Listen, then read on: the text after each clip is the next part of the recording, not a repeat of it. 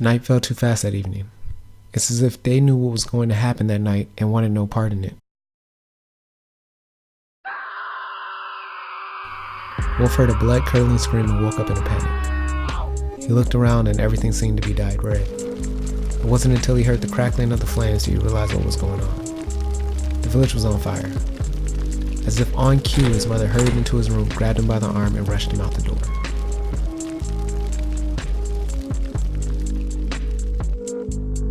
They ran together for a while towards the forest until he realized his father wasn't with him. He stopped in his tracks and asked, "Where's Dad?" It was then he noticed the tears streaming down her face. Has she been crying the entire time, he thought to himself?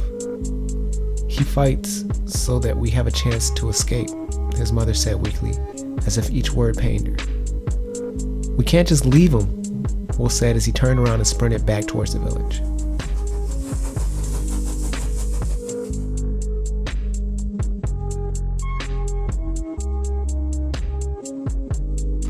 "Dad!" Wolf yelled out, instantly regretting his decision. His father turned around and his intense look of focus was instantly replaced by a look of terror. "Run, son, run!" he yelled out.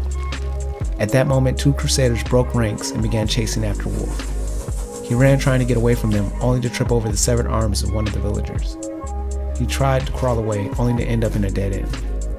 The crusaders unsheathed their blades, raised them to the heavens, and gave the cry, "For the glory of Lok." For the glory of Lok! Then they swung their blades to deliver the final blow to Wolf. Wolf closed his eyes, not wanting to see it end for himself. Then, nothing.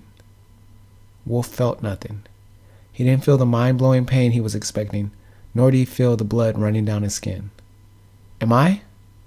Wolf thought to himself as he slowly opened one of his eyes to peek. But instead of two crusaders standing there, it was his father and his mother, both with blades wet from the blood of the crusaders who were going to take his life just moments ago. Tears began to form in his eyes. "Come, Wolf, we need to get away now," his father said as he picked him up and carried him. The family ran towards the forest connected to the village, knowing that if they could just make it into the forest, they could escape. "Mom, I didn't know you could fight," Wolf said as he noticed how easily his mother ran with the blade. His mother smiled and said, "Of course. Who do you think taught your father?" His father blushed and the forest began to become visible in the distance. They stopped in their tracks. The crusaders knew about the forest and had been waiting for the villagers to try and escape. At their feet lay the corpses of women, children, and elderly villagers who sought asylum among the forest. "What do we do?" Wolf's mother asked his father. "We can't go back to the village, they'll be there too." Wolf's father calmly let out a deep breath and set Wolf down. "You know what we have to do," Wolf's father said to his mother as he closed his eyes in acceptance. Wolf's mother looked confused until she looked at Wolf. Tears began to stream down her face as she nodded at his father. Wolf's father took a knee, put his hand on his shoulder and said, "Remember, son, you come from a proud people. Never be intimidated by anyone or anything. Always do what is right, protect those close to you and those who can't protect themselves. Your mother and I love you very much." Then they took Wolf in their arms and squeezed. Wolf could feel the love swelling in his heart and the tears were streaming down his face.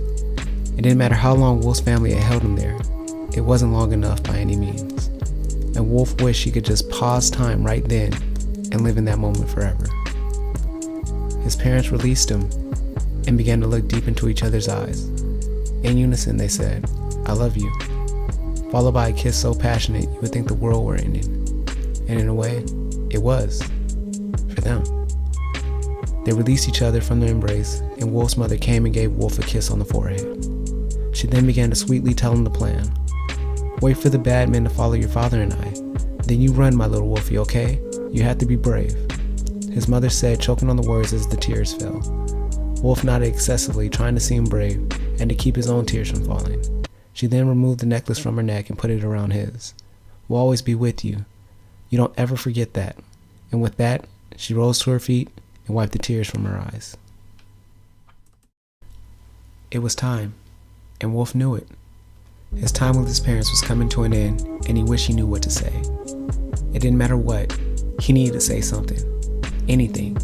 He needed to let his parents know he would be alright, and that he loved them so much. Thoughts were swelling in his head, all trying to come out at once, until finally he blurted out, I love you guys, and I promise I'll survive." Wolf then looked at his parents, gave them one more hug before releasing them. They both kissed him on the cheek. Then, looking at each other, their hands met, and they departed. He watched as they charged the Crusader line, just the two of them. They fought valiantly, causing quite the commotion, which made some Crusaders leave their posts to lend a hand. This was his chance. He wiped the tears from his eyes, imitated that intense look his father had, and ran. He was almost clear before two more Crusaders noticed him running into the forest. They chased, but it was too late. Wolf was in his element. He knew these woods, and he knew how to disappear. He found the tallest tree he could find and climbed. Once he found branches wide and strong enough to rest on, he curled into a ball, and he wept. Wolf shook his head, shaking the flashbacks away. Looking at his mother's necklace always brought the memories of that night back to him. But night had fallen, and it was time for him to do what he had set out to do. Tonight, he would have his revenge.